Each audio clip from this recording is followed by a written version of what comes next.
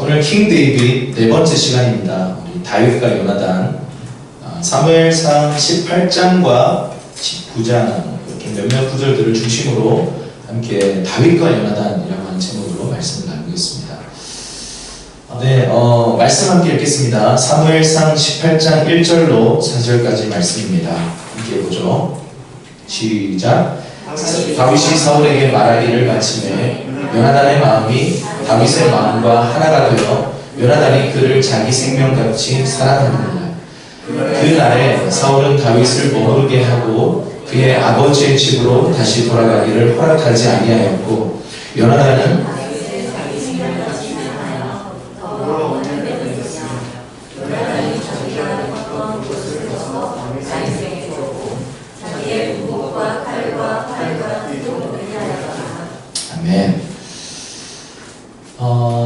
이 본문을 어떤 신학자들은요 이상하게 해석하는데 어떻게 해석하냐면 성경이 동성애를 반대하지 않는다 이렇게 말합니다.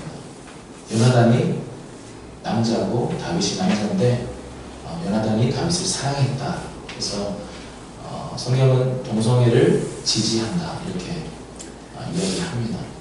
그 뒤에 보면 그게 아니라는 게 너무 분명하게 나와 있는데 이상한 해석들을 펼쳐놓습니다. 원래 우리 성경을 볼 때 위험한 자세가 뭐냐면요, 자기 결론을 가지고 성경을 읽으면 늘 자기 결론이 성경에서 도출됩니다. 프레임이라고 하는 게 있죠. 우리가 어떤 사람은 정치적으로 우측에 있을 수 있습니다. 또 어떤 사람들은 정치적으로 좌측에 있을 수 있어요. 그런데 좌측의 프레임을 가지고 성경을 읽으면요 완전 좌측 얘기밖에 없어요. 그런데 우측의 프레임을 가지고 성경을 읽으면요 성경은 우측 이야기밖에 없습니다. 우리 설교할 때도 참 중요한데 설교자가 어떤 결론을 가지고 성경을 다 여기저기 걸 끌어와가지고 내가 원하는 결론을 전하는 것, 이거 굉장히 위험한 설교입니다. 성경이 뭐라 하는가를 연구해서 성경이 말하고 싶어하는 바를 전하는 것이 설교입니다. 여러분, 성경을 대하는 자세가 이와 같아야 합니다. 성경이 나를 읽어야 되지 내가 성경을 읽어서는 안 돼요. 처음에는 내가 성경을 이렇게 막 읽어가는 과정들을 갖지만요, 성경을 한참 읽다 보면, 올바르게 읽다 보면 성경이 나를 읽어가는, 그래서 나를 막 어떤 때는 난도질하고 나를 막 흔들어버리고 막 성경을 읽다가 내가 그 앞에 꼬부라지는 그런 경험들이 있기를 축복합니다. 하나님, 내가 위로 필요하니 위로의 말씀을 주세요. 그리고 성경을 읽어보세요. 나는 위로의 말씀을 받습니다. 근데 그게 하나님으로부터 나오는, 하나님이 지금 나에게 원하시는 마음일까? 아닐 수 있습니다. 오히려 지금 책망의 시즌이고 지금 오히려 신발의 시즌에 들어가 있어야 할 그 사람이 위로의 말씀을 자기 멋대로 얻어가지고 그냥 자기 길을 그대로 가는 거예요. 이건 하나님과 상관없는 말씀입니다. 그래서 성경을 읽을 때요 위로의 말씀도 있고 책망의 말씀도 있는데요, 지금 나에게 성경을 통해서 내게 말씀하시는 그 음성을 듣는 것이 올바로 성경을 읽는 자세입니다. 하나님 우리에게 때로는 우리를 흔드는 말씀을 주실 때 우리 하나님의 말씀 앞에, 그 말씀 앞에 순종하는 저와 여러분이 되기를 주님의 이름으로 축복합니다. 다윗이 정말 지난주까지 봤죠. 하나님의 무대에 올라서 골리앗을 쓰러뜨립니다. 동화 같은 얘기입니다. 영화 같은 얘기예요. 정말 놀라운 일이 일어나 버렸어요. 그리고 나서 국가적인 영웅이 되죠. 그리고 나서 여러분 오늘 조금 살펴보겠지만, 그리고 다음 시간부터 본격적으로 이 얘기가 펼쳐지겠지만 사울이 질투하기 시작해요. 끝내 사울이 죽이려고 합니다. 근데 그 사울의 아들인 사람이 바로 오늘 요나단이에요. 이 요나단에 대해서 우리가 갖고 있었던 여러 가지 이미지나 긍정적인 이미지들이 있는데 오늘 그 전제도 좀 내려놓읍시다. 성경이 이 요나단에 대해서 뭐라고 말하는지를 좀 더 분명하게 면밀하게 살펴봤으면 좋겠어요. 자, 다시 한번 이 말씀을 좀 들여다볼게요. 이 요나단의 마음이 다윗의 마음과 어떻게 됐다고요? 하나가 됐다. 여러분, 이게 바로 공동체의 중요한 부분이에요. 여러분, 공동체가 이렇게 모이기를 힘쓰고 그냥 삶의 자리에서 이렇게 만나서 시간을 같이 보내야 되는 이유가 뭐냐면 이거예요. 사실 그거 없이 주일 예배만 모이면 공동체 아닙니다. 마음과 마음이 서로에게 연결되어 있어야 돼요. 여러분, 이게 우리가 정말 중요한 건 뭐냐면 모여서 재미있게 놀자. 모여서 우리 정말 기쁜 시간을 함께 보내자. 와, 우리 함께 하니까 더 재밌네. 이게 차원이 아니에요. 너의 마음과 내 마음이 연결되어 있어요. 여러분, 이게 진짜 관계이고요. 이것이 바로 프렌드, 친구예요. 이게 형제이고 자매입니다. 요즘 우리 교회가 사역 시즌을 좀 통과하고 또 육아 시즌을 또 들어가고 또 여러 가지 상황들, 각자마다의 그런 상황들 속에서 최근 한두 달 좀 이렇게 함께 보내는 시간들이 좀 적었어요. 그러면서 이제 이 말씀을 볼 때 마음과 마음이 하나가 되는 것이 이렇게 참 쉽지 않구나 라는 것들을 다시 배우게 됩니다. 한때는 저희가 막 이렇게 이보다 더 하나 될 수가 없구나, 이런 뭔가 흡족한, 넘쳐나는 우리 마음이 정말 연결되어 있구나, 이런 것들을 느끼는 시즌이 있었거든요. 근데 여러분, 모든 것은 경작입니다. 관계 또한 경작이고요, 영적 생활 또한 경작이고, 모든 것을 경작하지 않으면, 농부가 땀 흘려서 경작하는 수고를 하지 않으면 모든 것은요 다 멈춰버려요. 씨 뿌리는 것을 멈춰버리면 자라날 수가 없어요. 물 주지 않으면 자라날 수 없습니다. 저 뒤에 잘 안 죽는다던, 그렇죠? 저게 다육이 죽었어요. 말랐어요. 그 누구도 물을 주지 않았습니다. 이미 마른 후에 물을 줘봤지만 살아나지 않고 있습니다. 주님의 부활의 능력이 임하기를 기도합니다. 저 다육이 정말 죽지 않은 걸로 유명한데 죽어버렸습니다. 경작을 멈추면요 죽습니다. 급기야 죽어버려요. 우리 모든 영적 생활과 관계와 공동체는요 경작을 멈추는 그 순간부터 마르기 시작해요. 그런데 오늘 이 다윗과 요나단이요 노력해서가 아니라 오늘 그냥 마음이 연결된 거예요. 이게 뭐냐면 성령의 역사입니다. 여러분, 예수님이 그 뱃속에 있을 때 그 사가랴의 아들이었던 누구죠? 세례 요한을 뱃속에 있을 때 서로 만났어요. 세례 요한도 엄마 뱃속에 있고 예수님도 엄마 뱃속에 있는데요, 둘이 딱 만나는데 어떤 일이 벌어지냐면 뱃속에서 막 난리가 나는 거예요. 예수님도 막 뱃속에서 막 발버둥 치고 세례 요한도 뱃속에서 발버둥 치는 거예요. 서로 뭔가를 느끼는 거죠. 서로 뱃속에 있었지만 그들의 마음과 마음이 연락되는 거예요. 이게 성령의 역사예요. 그리고 성령님은 교제의 영이세요. 아멘이십니까? 성령님은요 코이노니아의 영이세요. 사귐의 영이에요. 나뉘어져 있던 너와 나라고 하는 객체를요 성령의 능력 안에서 서로를 이어버려요. 그리고 저에게는요 이러한 요나단 같은 친구들이 있습니다. 자주 못 봅니다.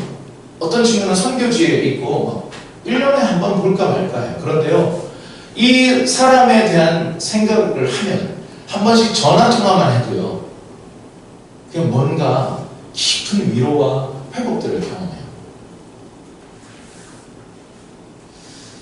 성령 안에서 진정한 코이노니아가 일어날 수 있습니다. 공동체가요 주중 모임을 막 2번 하든 3번 하든 아니 막 공동생활을 해도요 성령님께서 코이노니아의 영으로 역사하시지 않으면 마음과 마음이 하나 될 수가 없습니다. 백날 같이 살아도요 성령 안에 있지 않으면 연결이 안 됩니다. 오히려 더 비극적인 게 뭐냐면 같이 사는데 성령 안에서 코이노니아의 영이 역사하시지 못하니까, 성령 안에 있지 못하니까 오히려 나눠져 있는 거죠. 여러분, 공동체가 공동체됨의 진짜 비결은 뭐냐면 성령이 운행하셔야 된다는 거예요. 이 말은 뭐냐면 우리가 다 성령 안에 있으면 우리의 마음과 마음은요 저 멀리 있어도, 심지어 저 선교지에 있고 막 이제는 막 어디 파송해가고 저 멀리 있어도요 마음과 마음이 이어져 있는 상태. 그걸 우리 많은 사람들이 이렇게 얘기하죠. 우리 기도 가운데 만나자. 영 안에서 우리는 이미 함께 있다. 알아들을 수 없는 말을 하는 분들이 있는데요. 그게 가능한 얘기입니다. 늘 옆에 있어도요. 코이노니아의 영이신 성령님이 역사하는 그 역사 가운데 자기를 내어주지 못하면 연결 안 됩니다. 우리는 연결되어 있습니까? 다윗과 요나단이요. 이렇게 마음과 마음이 성령 안에서 연결되었어요. 그리고는 요나단이 어떻게 반응하죠? 다윗을 자기 생명처럼 사랑하기 시작해요. 이거는요, 시켜도 안 되고 돈 줘도 안 됩니다. 강압으로 되는 게 아니고 성령의 역사라는 거죠. 그러면서 3절에 보니까 요나단이 다윗을 자기 생명처럼 사랑해서 더불어 언약을 맺었어요. 다윗도 동의한 거죠. 언약은 쌍방입니다. 언약을 맺는데 의의 형제가 되기로 결정한 거예요. 그리스도 안에서, 하나님 안에서 친구가, 영적 친구가 되기로 결정한 겁니다.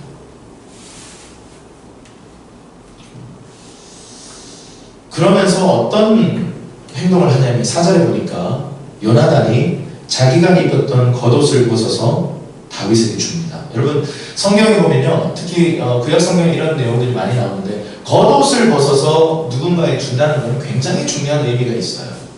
겉옷의 상징이 뭐냐면 권위의 상징입니다. 내 권위를 너에게 입혀준다라는 뜻이에요. 요나단이 누구죠? 사울의 아들입니다. 사울의 아들은 누구예요? 왕자예요. 왕위를 이어갈 계승자인데 내 이 권위를 너에게 입혀준다라고 말하는 겁니다. 그뿐만이 아니에요. 자신의 군복과 칼과 활과 띠까지 지금 다 준 거예요.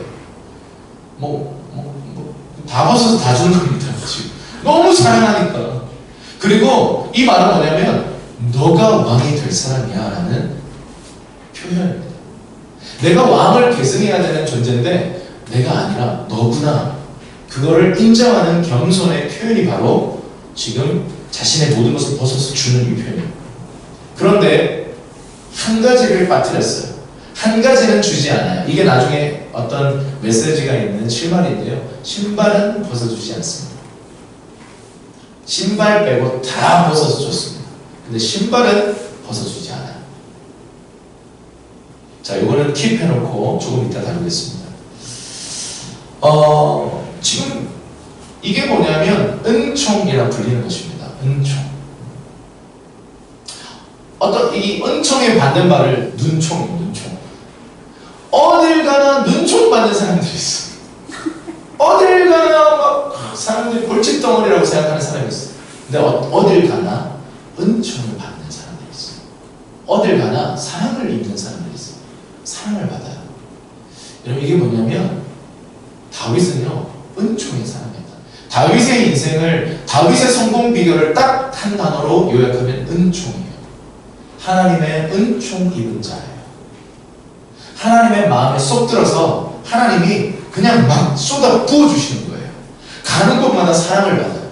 가는 곳마다 그 은총을 입는 사람이 되는 겁니다. 막 돕는 자가 나타나요.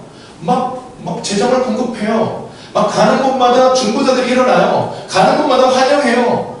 막 가는 곳마다 권위를 부여해요. 이게 다윗의 인생이었어요. 그런데 어떤 사람들은요, 가는 곳마다 권위를 빼앗겨요. 가는 곳마다 있는 것마저 다 빼앗겨요. 눈총 받는 삶이에요. 여러분 성경에 보면 은총과 눈총 받는 사람이 극명하게 날려지는데 야곱과 에서도 그래요. 쌍둥이로 태어났는데 하나는 은총의 사람이요, 하나는 눈총의 사람. 둘 다 여러분 괜찮았던 사람이 아닙니다. 둘 다 하나님의 기준에 못 미쳤어요. 그런데 한 사람은 은총을 입고 한 사람은 눈총을 입어요. 왜일까요? 왜일까요? 야곱은요 그럴 만한 자격이 있어서가 아닙니다. 결국 야곱은 하나님의 은총을 구하는 자리로 들어갔고요. 에서는요 끝까지 하나님의 은총을 구하는 자리에 들어가지 않았습니다. 야곱의 인생은요 진짜 자기 멋대로 그냥 사는 인생, 욕심쟁이에요. 욕심쟁이. 갖고 싶은 거 얼마나 많은지, 갖고 싶은 건 무조건 가져야 돼. 14년 동안 한 여자를 위해서 외삼촌 집에서 종살이 하면서 이 여자를 얻으려고 막 그러고 있는 거예요. 근데 결국 얻었어요. 근데 결국 어떤 일이 벌어져요? 형 에서가 이 야곱을 죽이려고 하는 위기에 봉착해요. 그러니까 그 위기에 봉착하니까 하나님의 은총을 구하는 자리로 겸손하게 내려가더라는 거예요. 그런데 에서는 끝까지 어떤 위기에서도 그러지 않는다는 거예요. 그런데 다윗은 보면요, 하나님의 어떤 심판이나 어떤 막 자신의 잘못 때문에 막 위기를 당하는 게 아니라 그냥 고난이에요. 그냥 그 인생은 그냥 고난이 왔는데 그냥 하나님을 원망하거나 누구를 아버지를 원망하지 않고요, 하나님의 은총을 구하는 자리에 들어갔다는 거예요. 그래서 다윗은 그 광야에서 이미 은총의 사람이었어요. 가는 곳곳마다 다윗을 하나님이 높이시기 시작했어요. 근데 이 높이시는 시즌에 들어오기 전까지는 무시당하고 하대당하고 아버지로부터 버림받은 자식이 바로 다윗이었어요. 그 전환점이 무엇일까요? 하나님의 은총을 구하는 자, 다시 말해서 하나님을 예배하는 예배자로 서는 그때가 바로 은총으로의 전환점이라는 것입니다. 여러분의 삶에 지금 은총이 흐르고 있나요? 가는 곳곳마다 하나님이 나를 위해 예비하신 이 사람들이구나, 날 도우려고 기다리고 있어, 이제 오셨군요. 혹시 그런 삶이 펼쳐지고 있습니까? 아니면 여전히 눈총을 주는 사람들로 가득합니까? 근데 여러분, 하나님 은총 받는다고 너무 좋아하지 마세요. 사울 같은 사람들이 등장합니다. 죽여버리리라. 사탄의 편에 서 있는 사람들이 등장하기 시작해요. 죽여버리겠다. 네 인생 망가뜨릴 거야. 막 악한 마음을 품고 막 공격해 들어오는 사람들이 있다는 것입니다. 요나단은요, 하나님을 향한 믿음을 가졌던 사람이에요.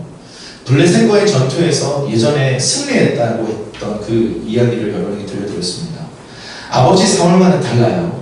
다윗을 사랑했고 많은 은총과 도움을 베풀어 줍니다.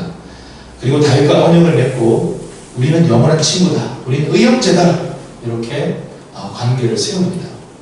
자, 그리고 장면이 전환되면서 5절부터 또 다른 이야기가 이어집니다. 한번 읽어볼게요. 시작. 다윗은 실제에 대하여 사울이 그를 군대 장으로 삼았더니 백성이 아니하였고 사울의 신하들도 아니하였더라. 무리가 돌아올 때 곧 다윗이 블레셋 사람을 죽이고 돌아올 때 너희들이 이스라엘 모든 성읍에서 나와서 노래하며 춤추며 소고와 경수를 가지고 사울을 향하는데 너희들이 뛰놀며 노래하며 이르되 사울이 죽은 자는 천천히요 다윗은 만만이로다 한지라. 사울이 그 말에 불쾌하여 심히 노하여 이르되 다윗에게는 만만을 돌리고 내게는 천천만 돌리니 그가 더 얻을 것이 나라 말고 무엇이냐 하고 그날부로 사울이 다윗을 주목하였더라. 아멘. 자, 지금 이 다윗이 엄청난 승리를 하고 돌아오는 길에 요나단에게는 은총을 입고요, 사울에게는 눈총을 받아요.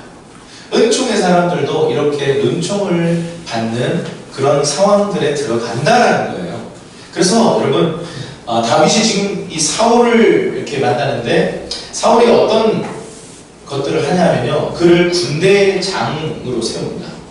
군대장으로 세웠고, 그러니까 온 백성이 합당히 여겨요. 그리고 사울의 신하들도 합당히 여겨요. 왜냐하면 모두가 다 인정할 만하니까. 여러분, 권위는 이렇게 세워져요. 여러분, 하나님의 권위는요, 모두가 다 인정하게 되어 있어요. 그런데 여러분, 좀 나중에 한참 있다가 나오겠지만 압살롬이라고 하는 사람이 있는데 스스로 권위를 취한 자의 대표예요. 내가 권위를 취하리라 그러면서 권위를 취했던 사람의 대표인데, 스스로 권위를 취하면요, 그건 참된 권위가 아닙니다. 그래서 누구도 인정하지 않습니다. 어떤 이들은 인정하겠죠. 그 편에 서 있는 사람들. 그래서 모든 사람들이 인정하지는 않는다는 거예요. 여러분, 다윗이 골리앗 앞에 서서 골리앗을 쓰러뜨리고 나니까 국가적인 권위가 이 다윗에게 부어지는 거예요. 그러니까 모두가 다 인정할 만한 자리에 권위를 받게 되는 것입니다. 여러분, 그 권위를 받는 것, 우리가 다 높아지려고 하고 권위를 입으려고 합니다. 왜냐면 파워니까요. 힘을 갖는 거니까. 높은 자리에 오르는 거 되게 중요한 거예요. 그런데 하나님의 방법과 하나님의 시즌에 하나님께서 올리는 무대를 통해서 권위를 받아야 돼요. 그리고 하나님은요, 우리를 높이시길 원하세요. 이럴 때 아멘 했으면 좋을 것 같은데, 이럴 때 아멘 해놓고 보세요. 하나님은 여러분을 높이시기를 원하십니다. 그런데 하나님의 방법대로요. 우린 다 우리가 높아지려고 해요. 다 대표가 되고 싶고, 다 막 높은 자리에 올라가고 싶어. 많은 분들이요, 누구 밑에 일하기 싫어서 대표가 될 거예요. 죄송합니다. 그 사람은 참된 권위 받기 힘듭니다. 그 사람은요, 누군가의 권위 밑에서 반드시 일하는 경험을 통해서 그 힘든 과정을 통해서 순종을 배우지 못한다면 참된 권위 절대로 받지 못합니다. 여러분, 권위는요, 순종을 통해 받는 거예요. 여러분, 그 운동선수들 보면 이 폼을 만들잖아요. 여러분, 그 골프 선수들 보면 이 골프 채를 휘두르는 걸 한 몇 번 정도 휘두를까요?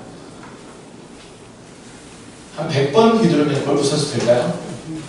1000번 정도면 한 1만 번? 1만 번 하면 되지 않을까요?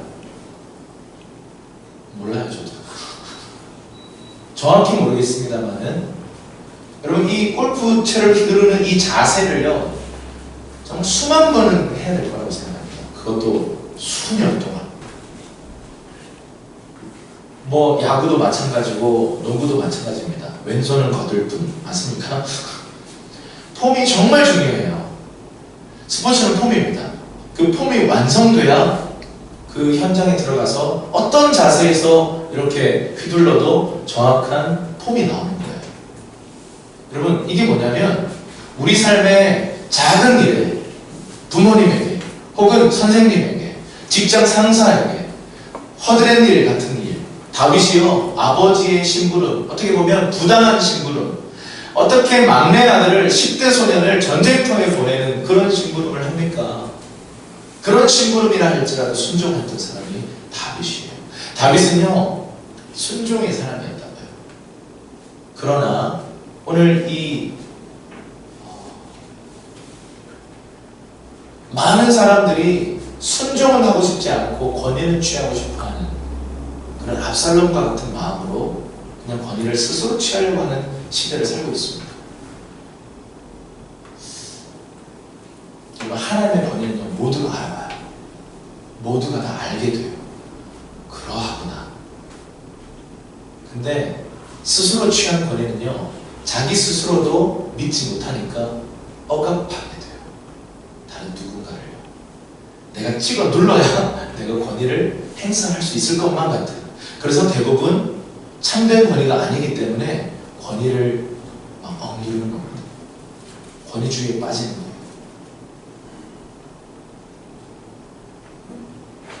참된 권위를 아는 사람들은요, 내게 지금 참된 권위가 임했다는 걸 아는 사람은 오히려 권위를 내려놓고 친구로 다가갈 수 있어요. 근데 그게 안 되는 사람들은 권위를 계속 찍어 누르는 거예요. 지켜내야 되기 때문에. 내게 권위가 없다는 걸 내가 믿기 때문에 그래요. 이게 바로 하나님이 주시는 권위의 모습이라는 거예요. 다윗은요, 이렇게 순차적으로 세워져 가요. 여러분, 나중에 살펴보겠지만 다윗은 기름 부음을 3번 받아요. 작은 영역 안에서의 기름 부음을 받고요. 그 다음에 남유다의 이 왕으로서 기름을 받고, 나중에 이스라엘 전체의 왕으로서 인정을 받고 기름 부음을 받아요. 이렇게 순차적으로 세워지는 인물이 다윗이에요. 근데 이게 뭐냐면 다윗의 순종이 점점점 더해질 때 주님은 기름 부으신다는 거예요. 세우신다는 거예요. 높이신다는 거예요.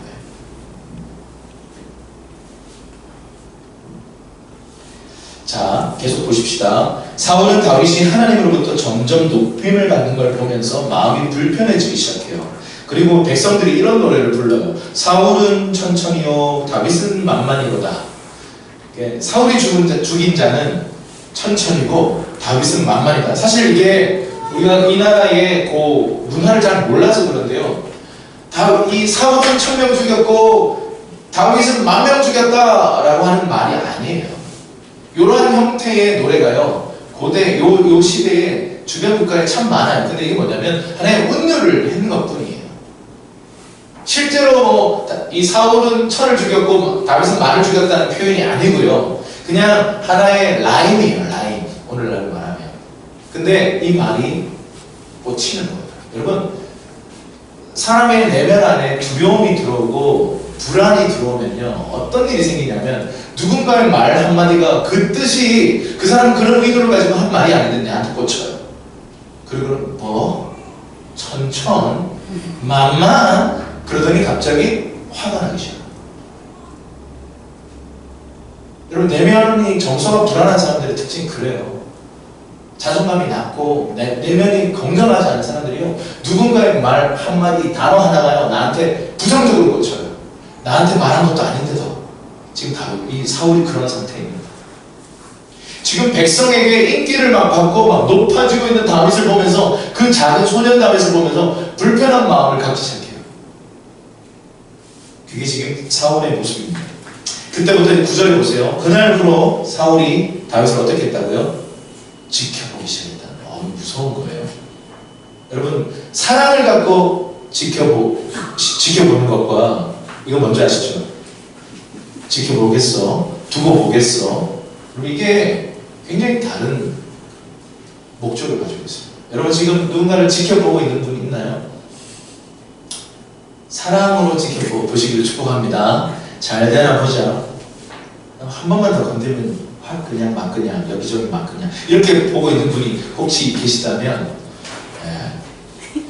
회개하기를 축복합니다. 자기도 망하고 그 사람도 망하고 다 망하는 길입니다. 사울의 길이에요. 그래서 여러분, 이런 질문을 좀 드리고 싶어요. 우리 인간에게 기본적으로 가지고 있는 욕구 중에 하나인데요, 질투. 여러분, 질투해본 적 있으십니까? 나보다 늦게 시작한 사람이, 후배가 갑자기 나보다 더 잘해. 질투 나요, 안 나요? 나죠. 어디 굴러먹다 온 앤지도 모르는데 탁 들어왔는데 나보다 뭘 더 잘해. 전도사를 하나 드렸는데 나보다 설교 더 잘해. 여러분, 이런 말이 있어요. 우리 전도사 부교육자들에게 이렇게 바이블인데, 담임 목사보다 더 설교 잘하려 하지 말라, 이런 일계명이 있습니다. 쫓겨납니다. 이게 서로 불편해지는 거예요.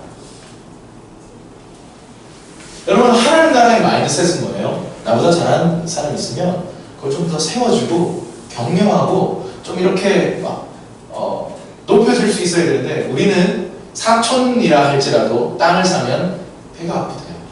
여러분, 이 속담은 전 세계에서 한국에만 있습니다. 사촌이 땅을 사면 배가 아프대요. 이거 잘못된 문화입니다. 누군가가 잘 되면요, 함께 기뻐하고, 누군가가 잘못되면 함께 울어줄 수 있어야 되는데, 누군가가 잘 되면 배가 아프고, 누군가가 못되면 고소한, 이런 잘못된 참기름 민족을 이제 이 문화를 깨트리고, 여러분, 질투, 우리 안에 인간적으로 일어날 수 있는 감정입니다. 그러나 그 감정을 따라서 사는 게 아니라, 누군가를 막 비교하고 질투하는 게 아니라 그 사람을 있는 모습 그대로 축복해 줄 수 있는 그 마음이 우리에게 부어져야 됩니다. 근데 이런 질문을 드리고 싶어요. 질투의 본질적인 이유가 뭘까요? 왜 누군가를 우리는 뭔가 좀 비교의식 속에서 질투하게 될까요? 결국 원인은 내 건강하지 않은 내면에 있어요. 불안에 있어요. 하나님, 날 쓰지 않으시면 어떡하지?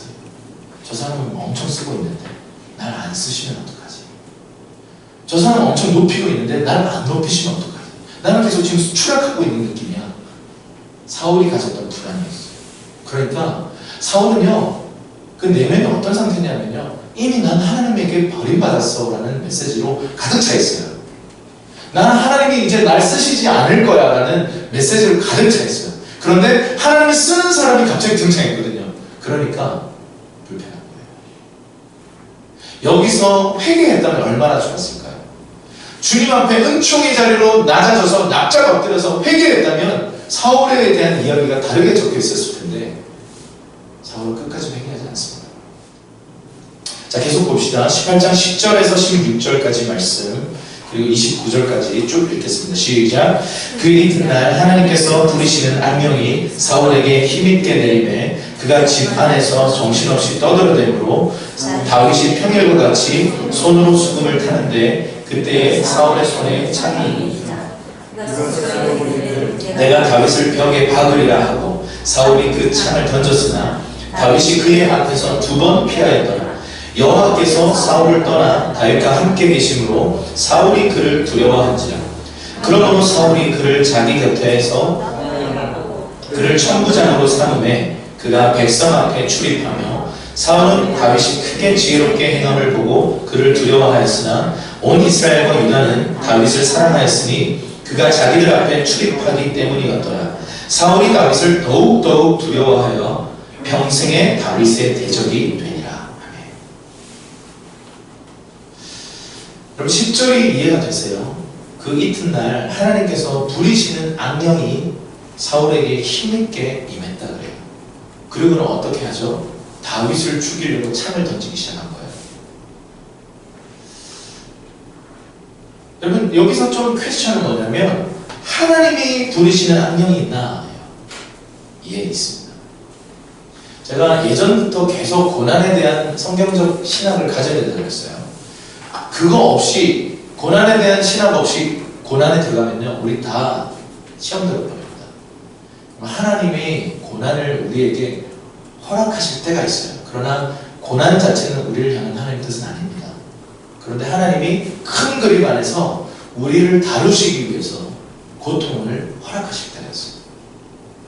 오늘 이 사울에게 악령이 임해서요 지금 다윗을 죽이려고 하는 이 상황에 빠지게 만든 이 허락하신 분이 하나님이라고 지금 소개하고 있어요.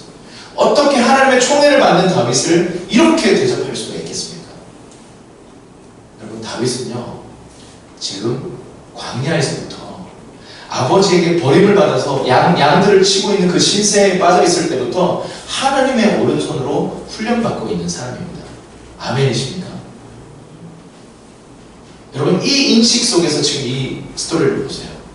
하나님의 다루심, 하나님의 훈련 속에서요 사울이 자기를 죽이려고 하는 거예요. 이 속에서도 하나님을 두려워할 수 있는가? 이 속에서도 하나님께 순종할 수 있겠는가? 이러한 절박한 위기 속에서도 하나님을 두려워하는 사람이 될 수 있는가? 우리 옆에서 우리에게 해를 입히는 아니 그냥 욕 한 번 하는 사람 아니면 그냥 우리가 운전해 가는데 막 우리 운전하는데 막 끼어들어가서 열받게 만드는 사람 앞에서도 사실 우리는 하나님을 두려워하는 마음을 다 잃어버리고 막 에라이 뭐 이러면서 막 나도 모르게 막 분노와 막 불을 내어놓지 않습니까? 근데 나를 죽이려고 하는 사람 앞에서도 하나님을 두려워하기 때문에 그를 대적하지 않기로 결정하는 하나님이 부여하신 권위이기 때문에 여전히 순종하기로 결정하는 이 다윗의 결정들이 이어졌어요. 하나님의 때에 다윗에게 어마어마한 권위를 부어주시는 거죠. 하나님의 다루심 속에 지금 하나님의 계획 속에 사울과의 만남은 있었던 것입니다.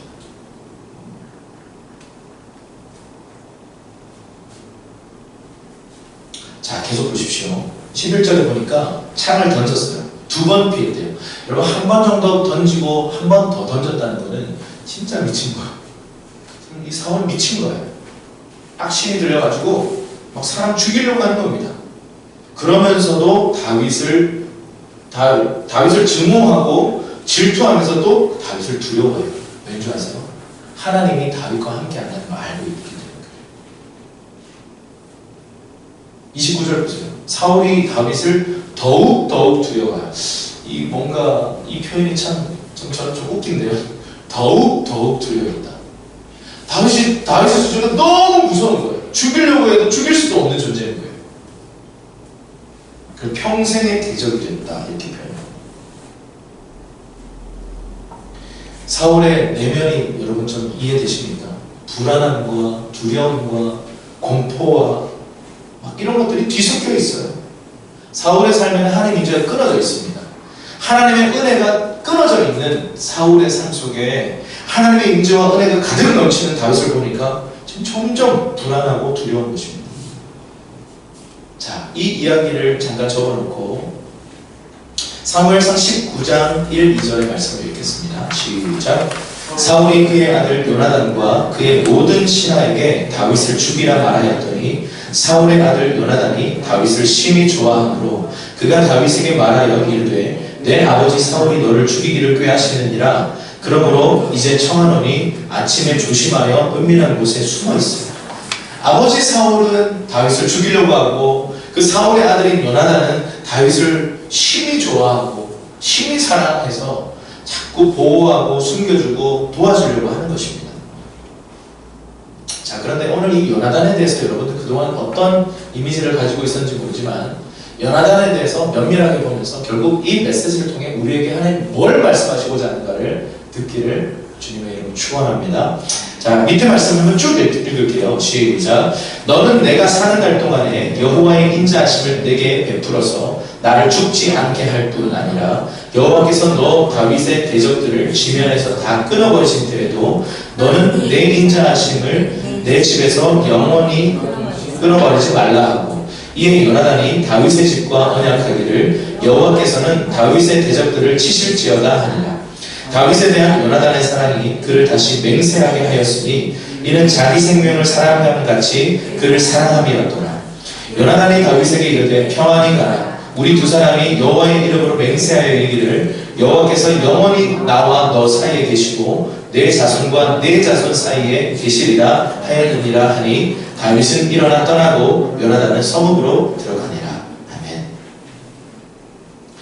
요나단은요 정말 믿음의 사람 맞아요. 분별의 사람이 맞아요. 그래서 하나님을 향한 신뢰가 있었기 때문에 블레셋과의 전투에서 하나님의 능력으로 승리한 경험이 있는 하나님의 사람 맞아요. 그리고 분별이 있어서요 사울이 계속해서 하나님 권위가 머물러 있는 사람이 아니라 다윗에게 하나님 권위가 머물러 있다는 걸 알았어요. 그래서 다윗을 사랑했고 다윗 편에 섰던 사람입니다. 그런데 그래서 막 이 다윗에게 언약할 이런 얘기를 하죠. 내가 죽지 않도록 해다오.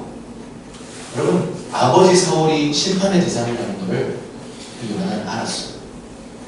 그러면서 다윗을 사랑하게 되고 다윗과 언약을 맺을 때 뭐라고 얘기하냐면 너희 집, 다윗의 집과 내가 언약했으면 좋겠다. 그래서 내가 죽지 않게 도와달라 라고 얘기합니다. 근데 요 언약을요 한 2차례 하는데 방금 읽었던 이 본문에 보면 언약의 내용이 살짝 달라져요. 요나단이 원했던 건 뭘까요? 아버지가 변하는 거였죠. 아버지가 다윗을 죽이려고 하지 않는 것을 원했어요. 그런데 아버지가 다윗을 죽이려는 것을 알고 나서는 어쩔 수 없이 다윗을 떠나보내야 된다는 걸 알았어요. 왜냐하면 다윗을 사랑하니까요. 보호하고 싶으니까요.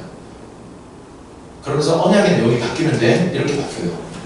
42절에 여호와께서 너와 나 사이에 계시고 너와 내가 친구인 것은 변함이 없고 내 자손과 너의 자손 사이에 계시기를 원한다.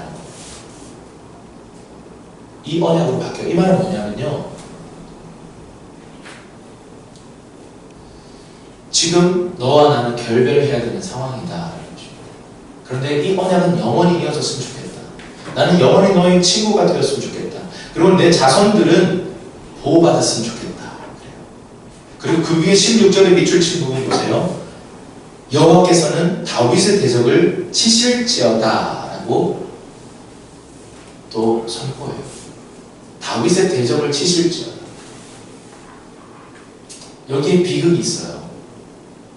하나님은요 이 믿음의 선언대로 다윗의 대적을 치십니다. 그런데 그 다윗의 대적에 요나단이 들어가게 돼요. 그래서 요나단은 같이 심판받습니다.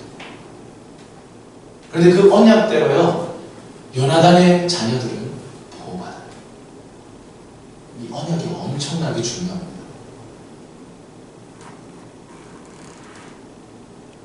우리는 이 요나단에 대해서 긍정적인 평가만 들어오셨을 거예요. 그런데 오늘 이 성경이 전부 말해주지 않지만 이것을 통해서 우리에게 뭐라고 말하냐면요 요나단은 결국 사울의 집에 들어간 거예요. 다윗의 집에 들어가지 못했어요. 언약이라 하면요, 내가 끊어질 수밖에 없는 자지만 내가 너와 언약해서 내가 네 편에 선다면 나도 너 다윗의 집에 다윗의 길로 행해서 하나님의 언약 속에 포함되는 자가 되기를 원한다. 여러분, 성경의 언약들을 보세요. 기생 라합이요, 그 이방인 기생 라합이 예수 그리스도의 족보에 오른다는 거예요. 말도 안 되는 다말 같은 사람들이요, 언약 가운데 예수님의 족보에 오르는 그런 사람이 됩니다. 그런데 여러분, 지금 다윗을 사랑해서 생명을 걸고 사랑했던 이 요나단이요, 결국 그 영적 계보에서 끊어져요.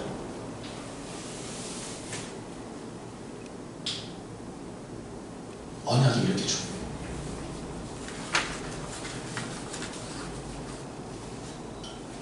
사무엘상 31장 2절입니다. 읽어볼게요. 시작. 블레셋 사람들이 사울과 그의 아들들을 추격하여 사울의 아들 요나단과 아비나답과 말기수아를 죽이니, 결국 다 같이 죽어버리는 거예요. 다윗의 집에 대적이 되어서 죽어버리는 것이죠. 여러분, 다윗이 요나단의 도움이 없었으면 정말 죽었을지도 몰라요. 정말 다윗에게는 소중한 친구예요. 그런데 결국 그는 다윗의 길로 행하지 못하고 다윗의 집에 포함되지 못하고 다윗과의 그 언약 안으로 온전하게 들어가지 못하고 결국 사울의 아들로 남고 사울의 집에서 심판받아 끊어진 거죠. 여러분, 결국 이건 뭐냐면요, 아까 전에 그 다 벗어서 줬는데 뭘 안 벗어줬다 그랬죠?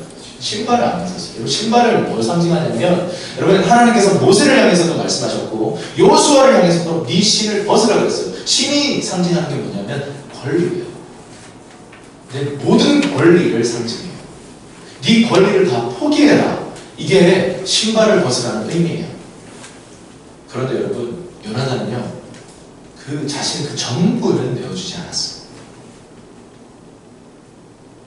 자신의 그 전 권리는 포기하지 않았어요. 남겨둔 것들이 있었던 거예요. 신발은 벗어주지 않았어요. 그 외에 모든 걸 다 벗어줬다.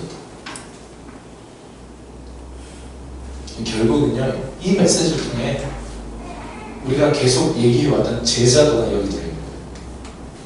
우리가 주님 앞에 주님 99%를 드립니다. 그런데 이 1%는 내 거예요 라고 고백했던 그 1% 때문에 우리 망하게 돼요. 우리 지난 시간까지 작은 것의 힘이라는 제목의 설교를 계속 들어왔는데요, 작은 누룩 하나를 방치했을 때, 작은 여우가 들어와서 포도를 허무는 걸 보면서 뭐 저 정도야 뭐 했던 것들이요, 눈덩이처럼 커집니다. 겨자씨와 같아서요, 눈덩이처럼 커져버리는 것이 영적인 법칙입니다. 우리 하나님 앞에 예배하는 것도 마찬가지예요. 최근에 우리가 좀 모여서 중보기도 하고 지난 주중 예배하고 할 때 메시지들과 주님 주시는 마음들이 뭐냐면, 우리의 예배가 심지어 우리 큐티 본문들도 뭐냐면 섞여 있다는 거예요. 섞여 있다는 거예요. 혼합주의라는 거예요. 하나님을 예배하면서도 다른 신도 예배하는 거예요. 하나님도 예배하고 다른 신도 예배하는 거예요. 하나님 예배 안 한다는 거 아닙니다. 하나님께 충성 봉사 안 한다는 거 아니에요. 심지어 하나님을 향한 사역도 있어요. 근데 또 다른 신을 동시에 섬깁니다. 하나님 이거를 정말 경멸하십니다. 차라리 그 이방신만 섬겨라 이렇게 말씀하실 정도로 하나님 그 양다리 걸치는 거 정말 심하세요. 99를 주님께 드린다고 하고 나머지 1%를 가지고 다 챙겨놓은 이 마음. 제자도라는 것은요, 전부를 드리는 겁니다. 신발까지 벗는다는 말은 뭐냐면 내 모든 권리를 주 앞에 내려놓는다는 말이에요. 근데 요나단은요, 다윗을 정말 사랑했고 다윗을 위해 정말 희생했고 다윗을 위해 정말 전부를 드린 것처럼 보였는데 사실 전부를 드린 건 아니에요. 신발은 다 가지고 있어요. 다윗의 길로 넘어 들어가지 못했던 거예요. 근데 여러분 이해는 되잖아요. 아버지가 사울인데 어떻게? 아버지잖아요. 아무리 죄를 지었고 아무리 정말 하나님께 심판을 받는 존재가 됐다 하더라도 아버지잖아요. 아버지 버리고 어떻게 가요?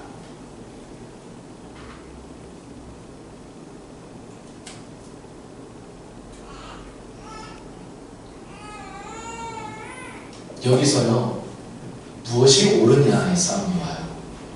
무엇이 옳은가? 아니, 아버지를 위해서 내가 여기 남는 게 많지 않습니까? 요나단이 주님 앞에 섰을 때 내가 잘못한 겁니까? 항변했을 거예요. 근데 이게 뭐냐면 인본주의예요.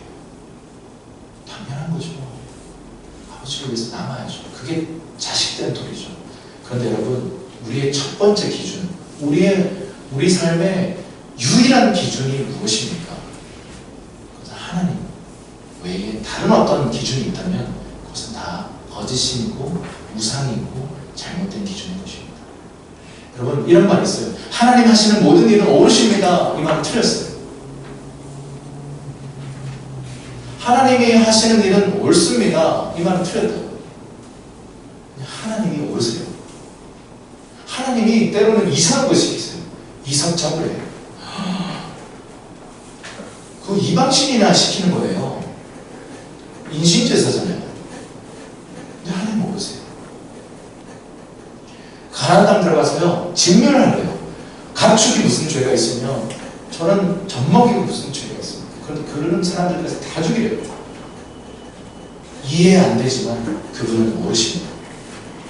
아멘이십니까? 이게 제자도예요.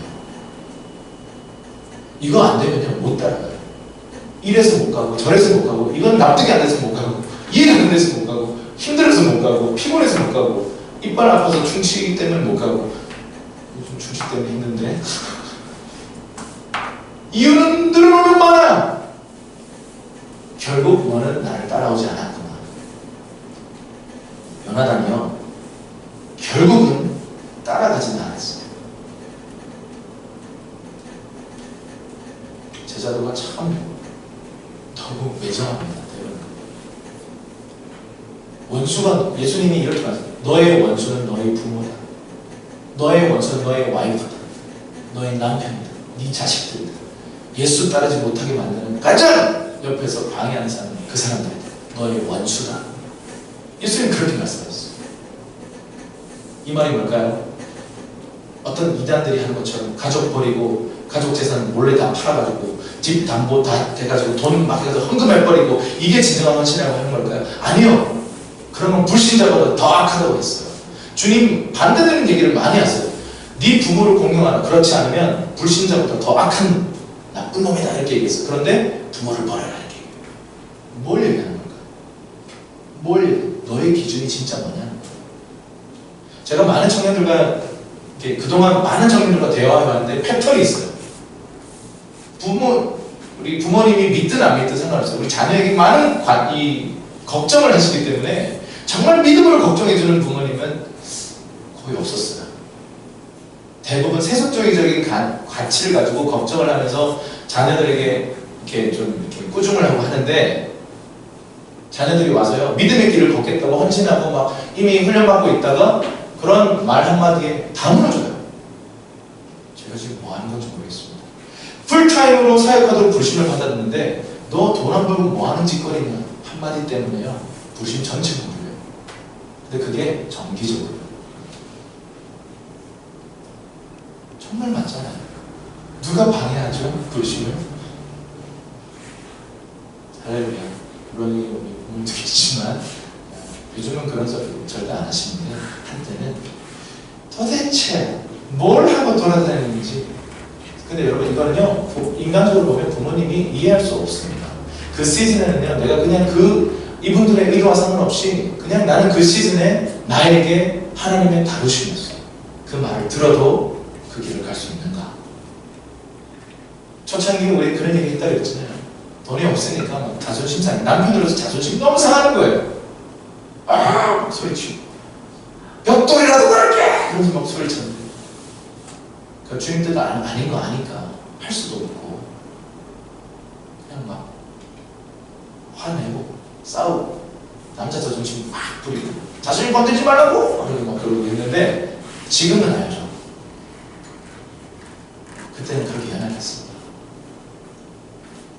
그런 말을 들어도 그 길을 갈 수 있는 거다.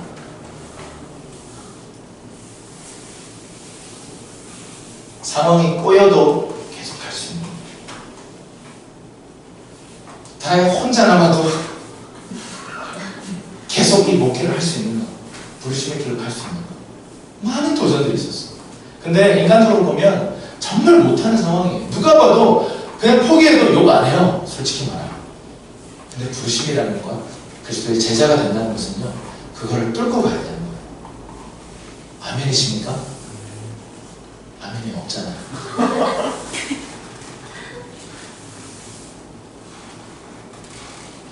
그냥 신자이길 원하십니까? 아니면 제자이길 원하십니까?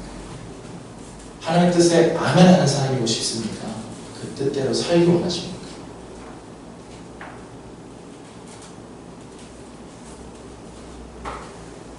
우리 교회는 참 예수 믿고 나서 이제 바로 혹은 막 예수 믿는 과정 속에 있는 사람들, 그리고 이미 헌신했다고 생각하는 사람들도 다 부담스러워요.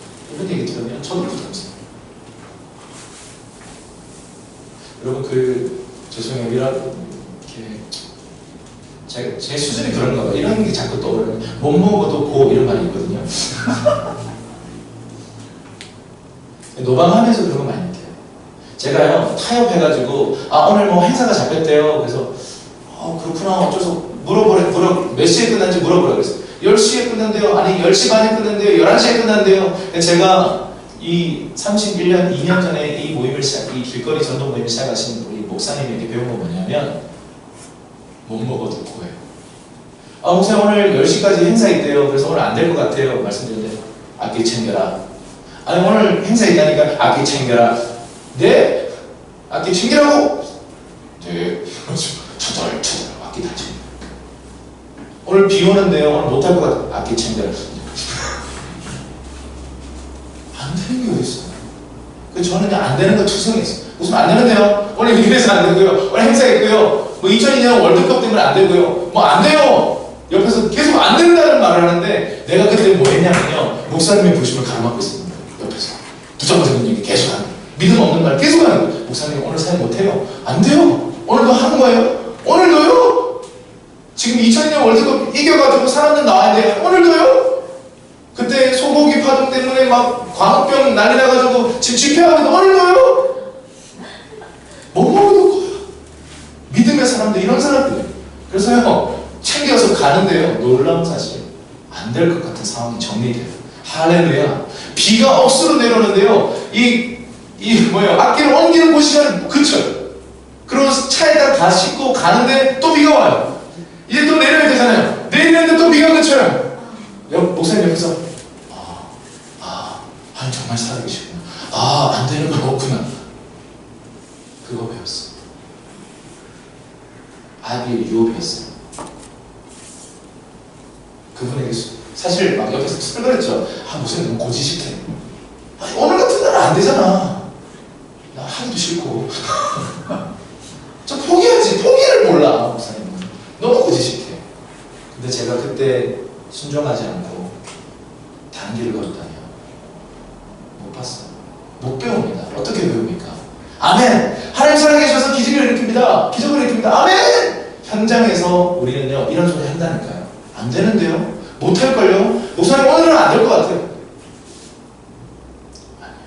우리가 믿는 예수님은요, 죽음을 이기신 분이십니다.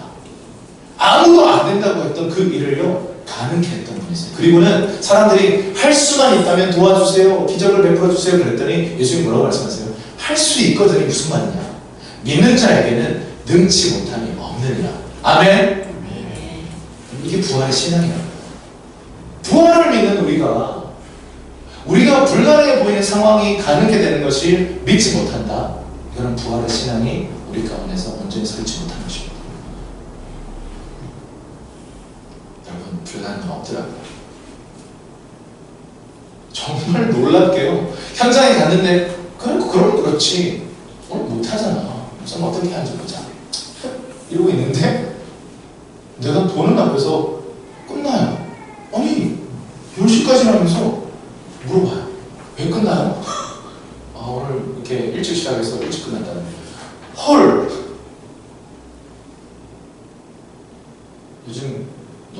치열하거든요. 요즘 행사 왜 이렇게 많아? 버스킹 정말 싫어요. 너무 많이 나와요. 사역이 너무 많은 방해가 돼요. 어제도 막 겨우 자리를 잡았는데 막 시끄럽게 해가지고 막 집중이 잘 안 됐어요. 근데 뭘 배우냐면요, 안 되는 것은 없다. 하나님 막혀 있는 상황 속에 우리가 부활의 주님을 신뢰하면 주님은 막혀 있는 상황을 여신다.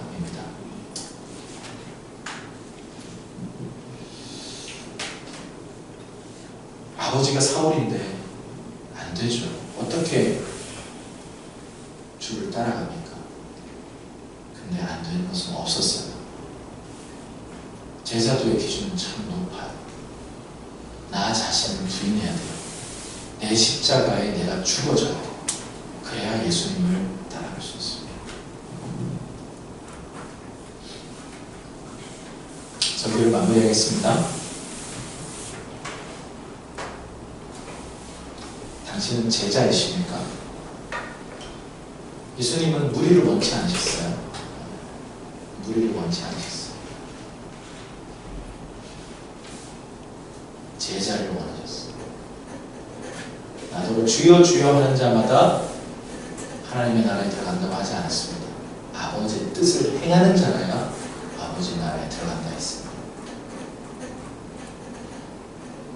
우리의 전부를 내어놓지 않으면 제자 될 수 없습니다. 전부를 내어놔야 돼요. 함께 기도하십시다.